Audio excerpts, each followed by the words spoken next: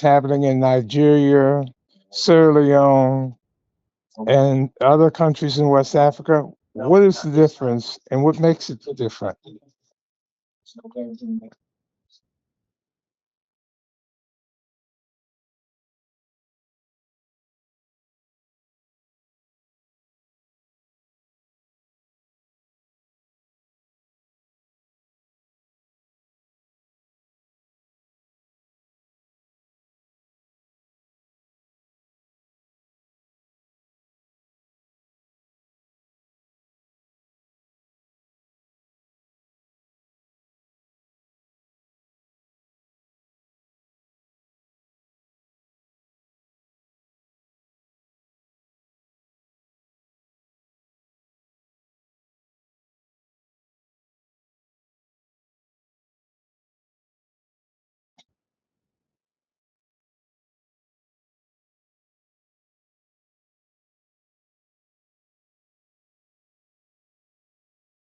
Okay, here's my question. Nigeria has gold, oil, a lot of agricultural land. Why is it that if you look at the average Nigerian, they're not doing very well? Why is that?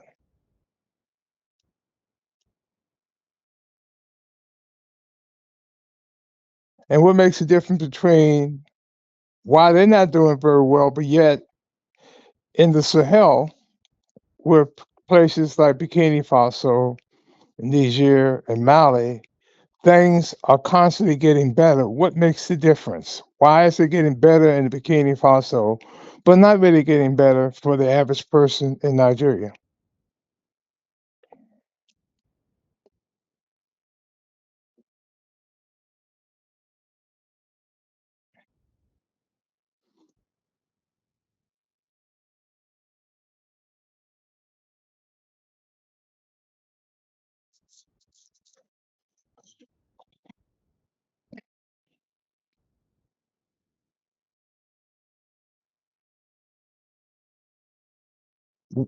What is the leadership of the Sahel doing that's different than the leadership of Nigeria?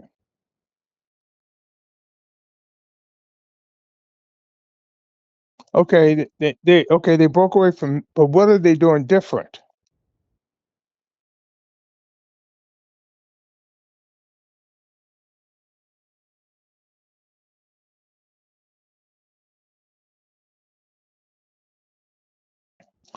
All right, let me explain what I'm trying to say. In the Sahel, they grew tomatoes during the rainy season. But when they grew the tomatoes, they grew more tomatoes than they could consume during the rainy season. Then here comes the dry season. And when the dry season came in, they couldn't, the tomatoes they grew during the rainy season had started to rot. So they really could not use those tomatoes during the dry season. What did they do different? What they did different was they built a tomato paste plant. Not one, but three different tomato paste plants. And by them building those tomato paste plants, they could then preserve the tomatoes so that in the dry season they still had good tomatoes.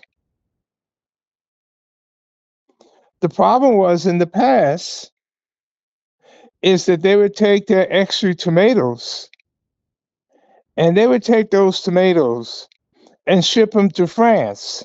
France would make it into tomato paste and then ship it back to them. Of course, now that they got the tomato paste was three times or four times the cost as it would have been if they had made the tomato paste themselves. So what they did was they built tomato paste plants and they started uh, taking the extra tomatoes and making tomato paste out of them. Because once they made it in tomato paste, then the tomato paste was good for 2 or 3 years. So they weren't in a rush of having to try to consume the tomatoes before they went bad, because once the tomatoes were cooked and made into tomato paste and put into a vacuum sealed can, then they were good. So that meant that they didn't have to take their extra money and give it to France for their tomato paste, because they made their own tomato paste. So that gave them a great deal of savings. And with that savings, they could then use their money for other things they needed rather than giving it to France for tomato paste.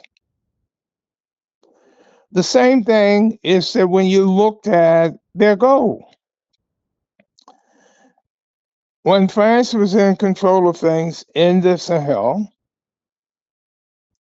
they shipped their raw gold to France.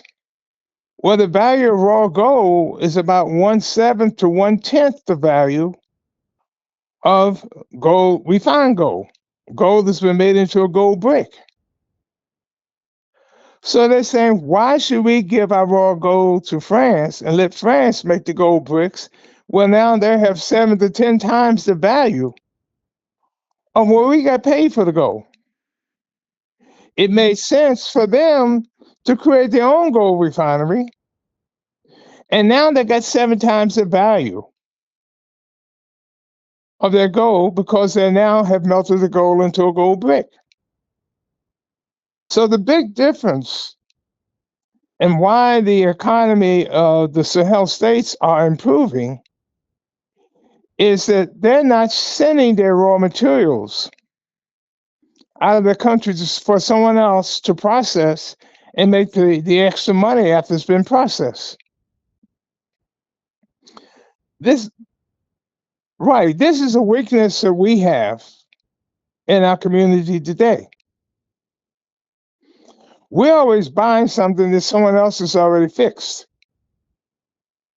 And then they set the price, and of course, they set the price at a much higher price than it would have been if we had fixed it ourselves. This is why I said for cocoa, if you made the cocoa into premium chocolate, you now have kept the added value of premium chocolate. And the money, instead of going to France or to Switzerland or Belgium or the United States, stays in Africa. So what we have to do as a community is look at ways of how we can take raw products and make them into finished products, because the value of the finished product is a lot higher value than the raw product. The thing about a raw product is that the raw product is not as useful as the finished product. So when we talk about building an economy in our African communities, we have to begin to look at how do we take whatever raw products that's in our community and refine it and make it useful. You got iron. Okay, you take your iron. Well, you can't make a car out of iron unless you process it into steel. Now, once it's been processed into steel, it's got much more value than the iron.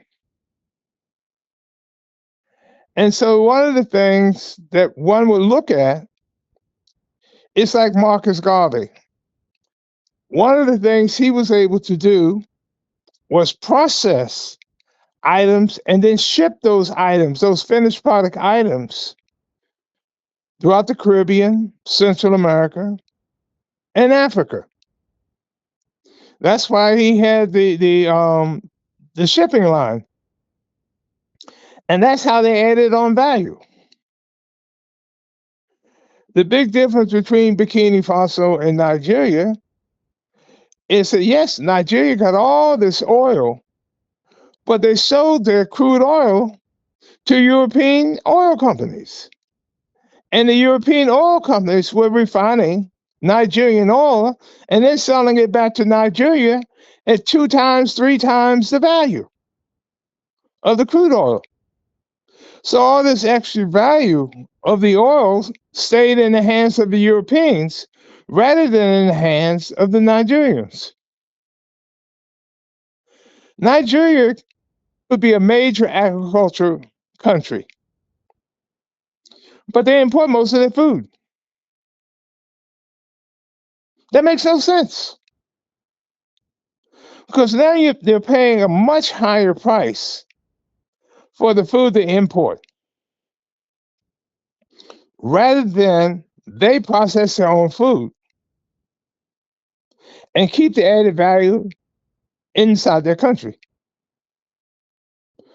When you ship something out as raw, whatever the raw product may be, if it's iron or copper or diamonds or gold or oil, like they're talking about oil right now, it says $100 a barrel. Well, a barrel is 55 gallons. And so if it's $100 a gallon, $100 a barrel, you're almost talking about $2 for every barrel. For every gallon. But we're paying $4. Why? Because our gasoline is the finished product. So if they're buying oil, say for $100 a barrel, and by the time we get it as gasoline, because the thing about oil is that oil doesn't just make gasoline. Oil, the byproducts of oil makes plastic. The byproducts of oil makes the oil that we put in our cars. The byproducts of the oil makes a number of different products. And a barrel is 55 gallons. So what you find is that our goal should be is how do we take whatever raw material that's in our community, whether it's in Nigeria, Florida, or whatever. How do we learn how to process those products? Whether it's cocoa processed into premium chocolate, or whether it's, whatever. We take say, apples, and you now make it into cider. The value of cider is way more valuable than the value of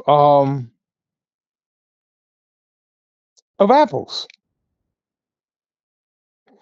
The value of an apple pie is way more valuable than an apple. And so one would say that if you're trying to build an economy inside of our community, we have to look at ways of how do we make the finished product. Now, tomorrow, a brother from Guinea, his son is in junior high school. His son had an assignment to tag along behind a person who does something and write up a report of what he saw the person do. So the guy calls me from Ohio and tells me what his son's project is. I said, okay, I'll call a friend of mine who owns the largest Black-owned airline maintenance facility in the United States. And I'll ask him, can this guy's son tag along behind him and write up a report what he observes this guy do in a day. So my brother's coming down from Ohio tomorrow morning. I'll meet him at National Airport right outside of DC. And we'll spend a day with my friend where his son will see what my friend does and can write up a report on that. And then go back, his son already got straight A's. But my point is that one of the biggest problems Africa has today is that they don't have commercial airlines. You got Ethiopian Airlines, but Ethiopia's one state. You got 50 some states in Africa, 54 states in Africa. And you got one basic airlines. South African Airlines is in bankruptcy right now. And Ethiopia is pretty much running South African Airlines right now. So here you got, probably any given day, you got maybe 3,000 or 4,000 people flying into Africa and around Africa. And the companies making the money off of flying people around Africa are in Europe, in the United States, and the Middle East. So that wealth that's generated off of flying people around in Africa is going to Europe, United States, Canada, and the Middle East. So why are we not trying to look at ways of getting our young community to look at becoming airline maintenance? Why is that? Because if you have an airlines, I don't care where that airlines is based, it can be based in Africa, Europe, or whatever. That airlines is not going to be allowed to fly into Europe or the United States or Canada unless that aircraft has been maintenance by a certified licensed mechanic certified by either Europe, Canada, or the United States. And if you fly your aircraft into the United States and they check your log and see that you have not had the maintenance of that aircraft done by a licensed certified mechanic, they'll ground your plane. In fact, that's what happened to Ghana. Ghana lost two commercial aircraft that they used to fly back and forth to Europe and the United States. They lost both of them. Why? Because they had an Italian company do their maintenance. They got behind in the payments, and the company just kept the planes. Now, how do you get around Africa if you don't have an airlines?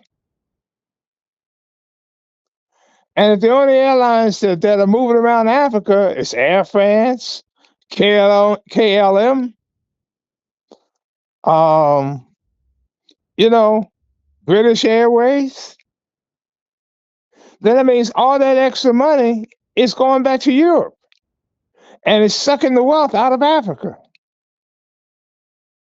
This is why it is important for us that if we're going to talk about developing the economy, we're here in the United States. Let's take advantage of that. Let's talk about how we get folks to be trained how to be an airline maintenance person, to be trained how to become an airline pilot. To start an airline, you need 3 positions: an airline administrator that is certified by FAA, an airline chief mechanic that is certified by FAA, and an airline head pilot that's certified by FAA. And that basically says that they know what to do in each of those fields. And that's why they have to be trained, take an exam, and get a license to be in that field. Now, what that is basically doing is, how many black folks you know is an airline mechanic? But right here in Washington, D.C., you have the University of the District of Columbia. It has a junior college in that university. And guess what one of their programs is? Training people how to become airline mechanics. Now you become an airline mechanic. That means now, if you work for the airlines, you'll be making $60-some thousand a year. But that's not all. That airline will allow you and any member of your immediate family, your mother, your father, your wife, your children, to fly on that airlines on standby, and all they have to pay for is the taxes on the ticket. So say the ticket is worth $500. They may have to pay $50 for taxes, and that's it.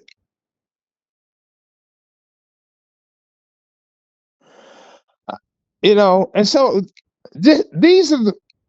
Go ahead.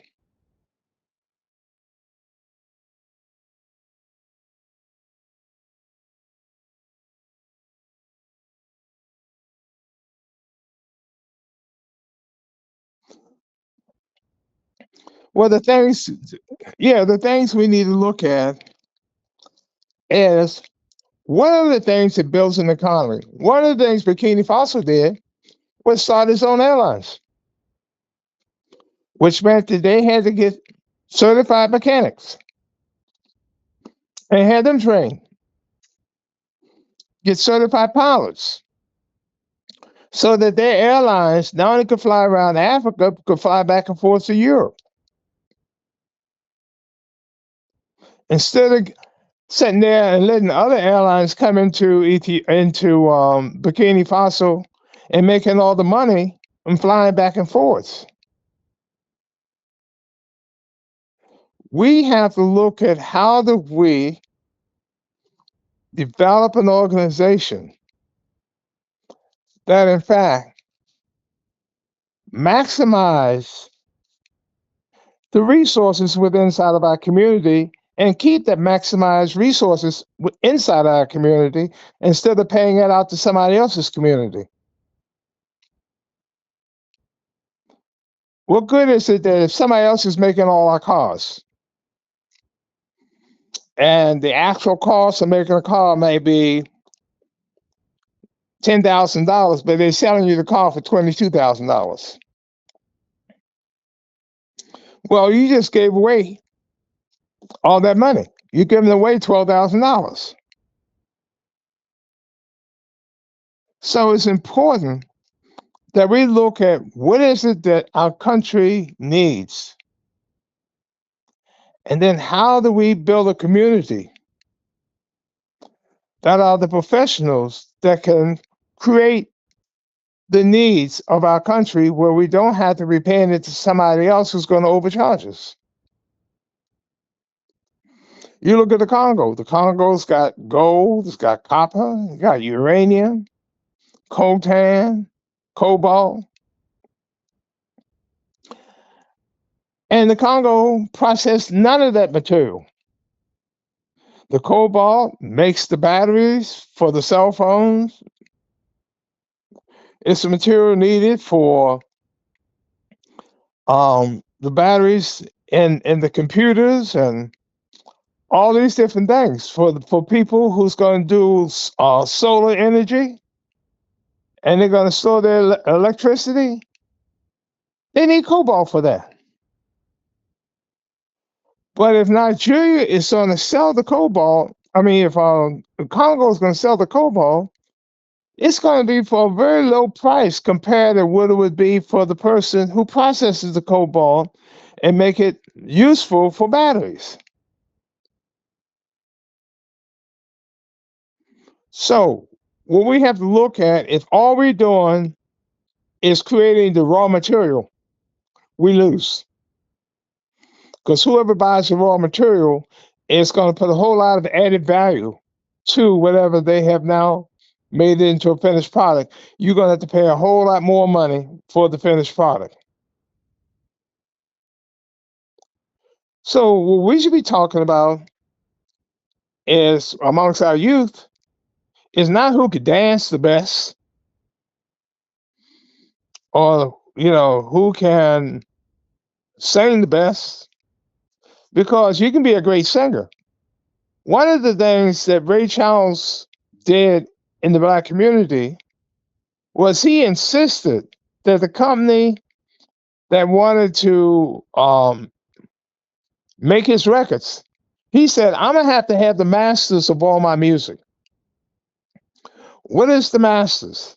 The masters is after you've sung the song, whatever tape you put it on, you own the tape.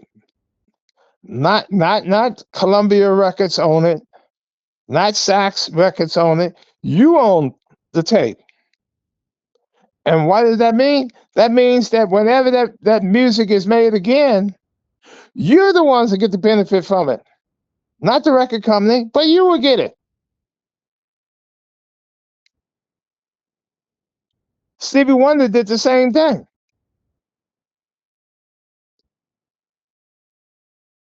But people were just so happy that they were able to be in front of people and singing and doing all that kind of stuff. But they were only making a small percentage of the value of their music. That's what keeps us in an underdeveloped state. We have to be in a position where we control what we do. So we keep the added value in our community. And with that added value, we now can progress. But if we're going to let someone else make all the profits off of what is in our ground, then we lost. The reason why Burkina Faso is doing so much better today than they were 5 years ago is very simple. It's because they're making finished products out of a lot of their raw materials, whether it's gold, whether it's, tomatoes, whether it's cotton. The company, look at the South. The South of the United States used to grow the cotton. The South never had the kind of money that Boston had, because Boston made the clothes, made the fabric. And the added value of making the fabric from the cotton allowed for Boston and a lot of these New England countries, states, generate more money than the people in the South who was growing the cotton.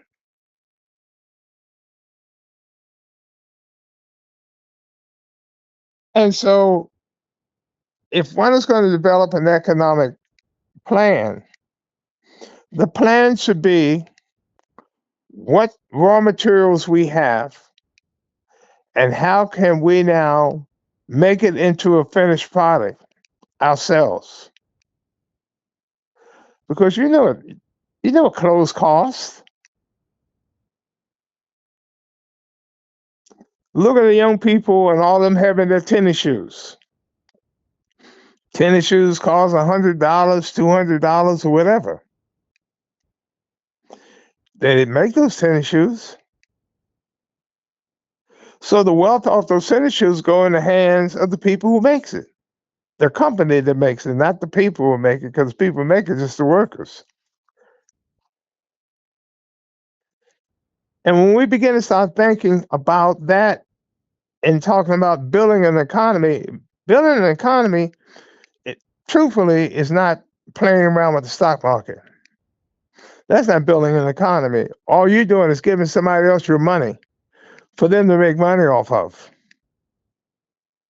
And in return, if you're lucky, you get some dividends off of that and you can generate some money.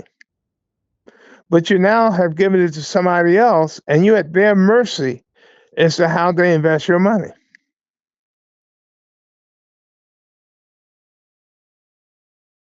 You still there?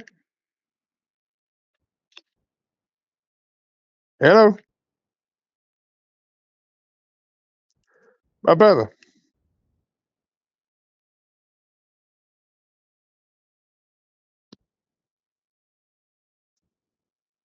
Are you there?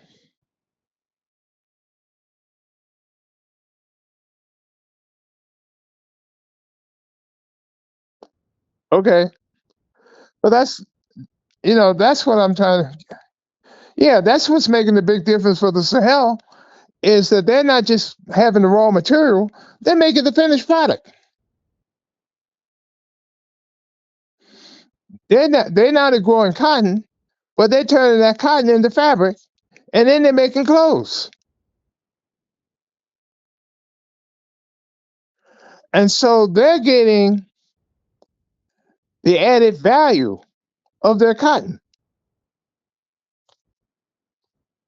We have to do the same thing if we're talking about building an economy within inside of our African diaspora.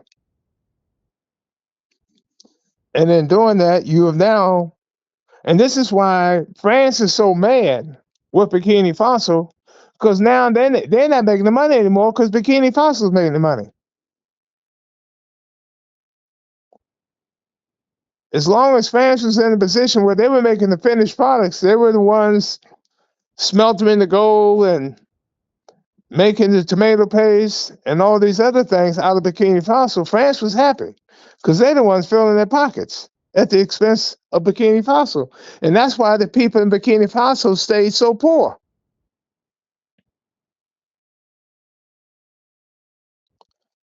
So I would just suggest that what we need to talk about is what do we need to know? What do we need to learn so that we can be in the position of the driver's seat of making the finished product? Whether it's turning cotton into fabric and fabric into clothes, or whether it's taking tomatoes and making it into tomato paste, or taking cocoa and making it into premium chocolate. Because when we do it, make the finished product, we then have the added value. And with that added value, we can build our nation. All right, brother. What type of work are you doing?